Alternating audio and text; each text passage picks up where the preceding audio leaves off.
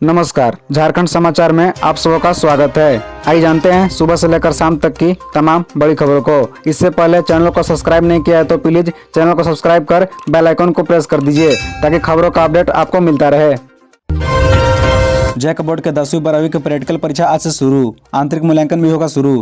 बता दें कि झारखंड एकेडमिक काउंसिल यानी जैक की ओर से मैट्रिक और इंटरमीडिएट 2023 की प्रायोगिक परीक्षा का आयोजन और आंतरिक मूल्यांकन 7 फरवरी यानी आज से शुरू हो गया है। संबंधित सभी स्कूल व कॉलेजों में प्रैक्टिकल व इंटरनल असेसमेंट लिया जाएगा। जैक के निर्देश के बाद संस्थानों ने इसकी तैयारी पूरी कर ली है। प्रायोगिक परीक्षा और आंतरिक मूल्यांकन में करीब 7 लाख छात्र छात्राएं शामिल होंगे। ये परीक्षाएं 4 मार्च तक चलेगी। जिन विषयों में प्रैक्टिकल होना है वह 20 अंकों का होगा, वहीं जिन विषयों में प्रैक्टिकल नहीं होना है उसमें आंतरिक मूल्यांकन किया जाएगा। प्रैक्टिकल व इंटरनल असेसमेंट के लिए संबंधित स्कूलों के एक शिक्षक के अलावा दूसरे स्कूलों के 2 शिक्षक को लगाया जा रहा है। संस्थानों को हर दिन इसकी रिपोर्ट जैक की वेबसाइट पर अपलोड करनी होगी। 4 मार्च तक प्रायोगिक परीक्षा ली जाएगी। जो छात्र छात्राएं प्रैक्टिकल व इंटरनल असेसमेंट में मौजूद नहीं रहेंगे उन्हें इसका अंक नहीं मिलेगा। रामगढ़ उपचुनाव, आज यूपीए प्रत्याशी करेंगे नामांकन। कांग्रेस के प्रदेश प्रभारी भी होंगे शामिल। बता दें कि कांग्रेस के झारखंड प्रभारी अविनाश पांडे सोमवार की देर शाम रांची पहुंचे। उन्होंने कांग्रेस कोर कमेटी के साथ बैठक की। बैठक में रामगढ़ उपचुनाव को लेकर रणनीति बनाई गई। गौरतलब है कि रामगढ़ उपचुनाव के लिए यूपीए के प्रत्याशी बजरंग महतो आज यानी मंगलवार को अपना नामांकन दाखिल करेंगे। बजरंग महतो के नामांकन में प्रदेश प्रभारी अविनाश पांडे शिरकत करेंगे। बता दें कि रामगढ़ उपचुनाव के लिए कांग्रेस ने पूर्व विधायक मंदा देवी के पति बजरंग महतो को ही प्रत्याशी बनाया है। बैठक में निर्णय लिया गया कि मंगलवार को कांग्रेस महागठबंधन के प्रत्याशी बजरंग कुमार महतो के नामांकन में कांग्रेस प्रभारी अविनाश पांडे, प्रदेश अध्यक्ष राजेश ठाकुर, विधायक दल के नेता आलमगीर आलम समेत अन्य मंत्री और विधायक शामिल होंगे। इनके अलावा झामुमो और राजद के भी प्रतिनिधि शामिल होंगे। कांग्रेस प्रभारी अविनाश पांडे ने कहा कि कांग्रेस प्रत्याशी की जीत के लिए महागठबंधन पूरी ताकत झोंकेगा और भारी मतों से जीत हासिल करेगा। आईएएस अधिकारी पूजा सिंघल की जमानत याचिका पर 10 फरवरी को होगी सुनवाई, अभी करना होगा इंतजार।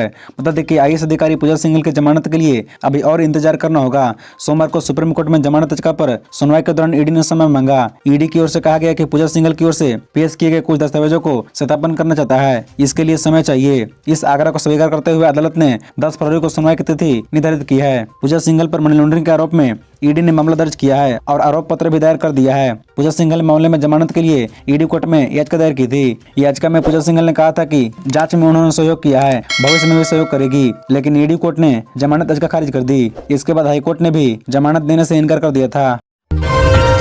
ईसा आलिया हत्याकांड, पति ने ही किया था रांची के नागपुरी एक्ट्रेस का मर्डर, बंगाल पुलिस ने बताई हत्या की वजह।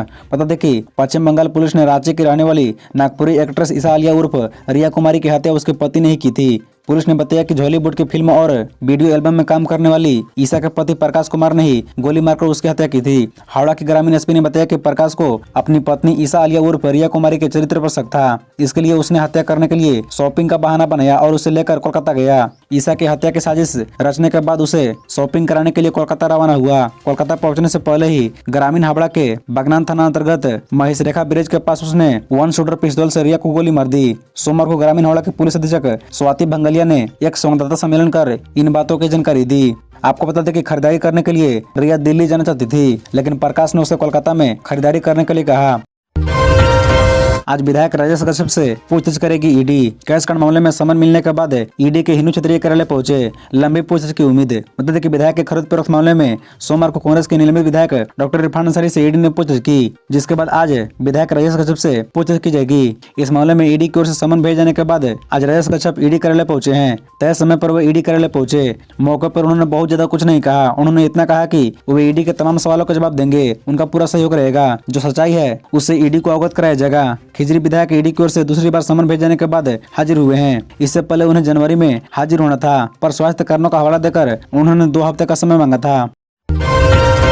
टुकड़ों में काटी गई रेबिका की पोस्टमार्टम रिपोर्ट पुलिस को मिली। अब एफएसएल रिपोर्ट का इंतजार, होंगे नए खुलासे।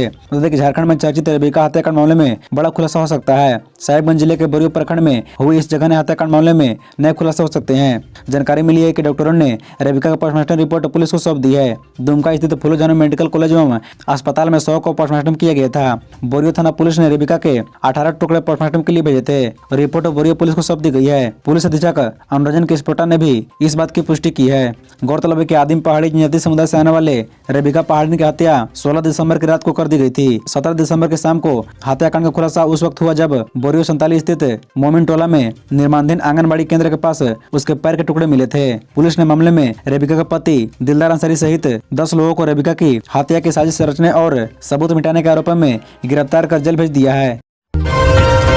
बाबूलाल मरांडी ने लगाया गंभीर आरोप, मनरेगा की 28,000 योजनाओं में वित्तीय अनियमितता की शिकायतें। बता दें कि भाजपा विधायक दल के नेता बाबूलाल मरांडी ने आरोप लगाया कि राज्य की मनरेगा योजनाओं में भारी भ्रष्टाचार हो रहा है। कहा कि उन्हें मनरेगा की 28,000 विभिन्न योजनाओं में अनियमितता की शिकायतें मिली है। सोशल मीडिया में मरांडी ने आरोप लगाया कि मनरेगा की अनियमितताओं में संबंधित प्रखंडों को प्रखंड विकास पदाधिकारी और कर्मचारी संलिप्त हैं। अब तो स्थिति है कि इस योजना में काम करने वाले मजदूरों की संख्या 8 लाख से घटकर 3.5 लाख रह गई है। मजदूरों की कमी के कारण योजनाएं प्रभावित हो रही है। कई मजदूरों को 2021 की मजदूरी भी नहीं दी गई है। ग्रामीण मजदूर काम करने की तलाश में दूसरे राज्यों में पलायन करने को मजबूर हैं। उन्होंने मुख्यमंत्री से सवाल किया कि अपनी हर नाकामी पर केंद्र को कोसने वाले सीएम ने कभी अपनी इस विभाग की समीक्षा की है क्या। मरांडी ने कहा कि सोरेन परिवार को संताल की धरती से बोरिया बिस्तर बांधकर बोकारो भेज देना है। पिछले 3 वर्षों में विकास का काम ठप पड़ा हुआ है। काम तो सरकार कर नहीं रही है। पूरा परिवार कमाने में लगा हुआ है, चाहे वो नदी का बालू हो, चाहे पत्थर या कोयला हो। प्रदेश की जनता इस परिवार से परेशान है।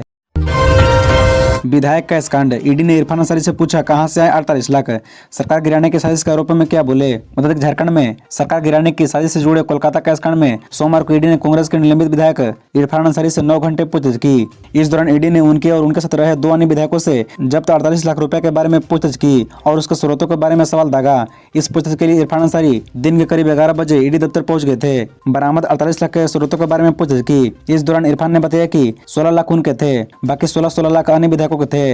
इरफान ने बताया कि आदिवासी दिवस पर विधायकों द्वारा साड़ी का वितरण किया जाता है। बंगाल में साड़ी की खरीद सस्ते दाम पर होती है। ऐसे में वे लोग साड़ी खरीदने के लिए पैसे लेकर बंगाल गए थे। बता दें कि बीते 30 जुलाई को 3 विधायक इरफान अंसारी, रयस गच्छप व नमन बिसल कोंगाड़ी 48 लाख के साथ कोलकाता में पकड़े गए थे। तब अरगोड़ा थाने में बेरमो विधायक अनूप सिंह ने 0 FIR दर्ज कराई थी। इसी आधार पर तीनों विधायकों को बंगाल पुलिस ने जेल भेज दिया था।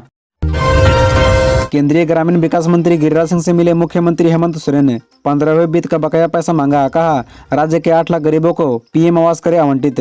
बता दें कि मुख्यमंत्री हेमंत सोरेन ने नई दिल्ली में केंद्रीय ग्रामीण विकास मंत्री गिरिराज सिंह से मुलाकात की। मुख्यमंत्री ने केंद्र सरकार से प्रधानमंत्री आवास योजना ग्रामीण के तहत आवास प्लस निबंधित 8,37,222 परिवारों को आवास उपलब्ध कराने का आग्रह किया। उन्होंने कहा कि निबंधित सभी लाभुक गरीब हैं, उन्हें आवास उपलब्ध कराना बेहद जरूरी है। मुख्यमंत्री ने केंद्रीय मंत्री से इस मामले में जल्द निर्णय लेकर गरीबों के लिए आवास स्वीकृत करने का अनुरोध किया। मुख्यमंत्री ने गिरिराज सिंह से 15वें वित्त आयोग के तहत झारखंड का बकाया राशि देने का आग्रह किया। साथ ही केंद्रीय बजट 2023-24 में मनरेगा के तहत राशि में की गई कटौती पर भी चर्चा की। मुख्यमंत्री ने इससे पूर्व प्रधानमंत्री आवास योजना ग्रामीण के तहत आवास प्लस में निबंधित परिवारों को आवास उपलब्ध कराने के लिए केंद्रीय मंत्री गिरिराज सिंह को नवंबर 2022 में पत्र लिखा था। पत्र के माध्यम से मुख्यमंत्री ने बताया था कि आवास प्लस के अंतर्गत राज्य के लिए सूचीबद्ध 10,35,895 परिवारों में से वित्तीय वर्ष 2021-22 में मात्र 4,35,004 परिवारों को ही आवास दिया गया। अभी भी 6,32,391 योग्य परिवारों को आवास का लाभ नहीं मिल सका है।